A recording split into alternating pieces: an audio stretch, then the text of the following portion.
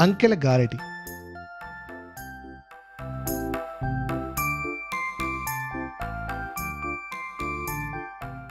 అప్పుడప్పుడు రాజుగారు విచిత్ర ప్రశ్నలు తెనాలిని అడుగుతూ ఉండేవారు.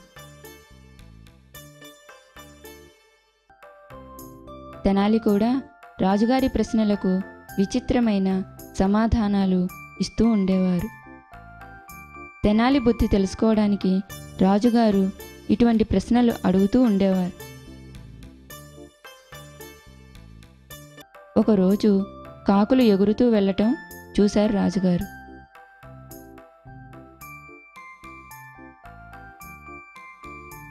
ఆయన మదిలో ఒక ప్రశ్న మెదిలింది.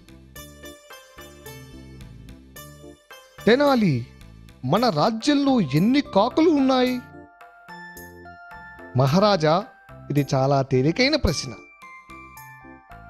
నాకు సరైన సంఖ్య చెప్పకపోతే శిక్ష తీవ్రంగా ఉంటుంది సుమా.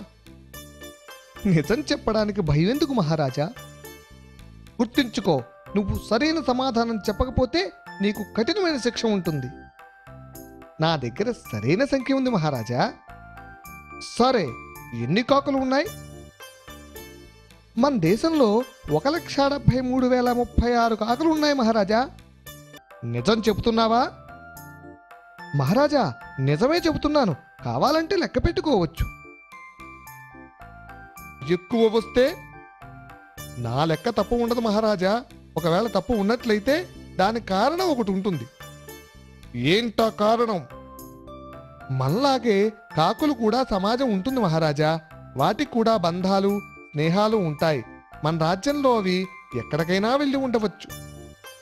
ఏదైనా స్నేహితుడింటికి, బంధువులింటికి వెళ్ళగా మిగిలినవి చెప్పాను. శభాష్ తెనాలి, శభాష్. ఉద్యానవనంలోని చెట్లపై కొన్ని కోతులు కుటుంబంగా నివసిస్తుండేవి.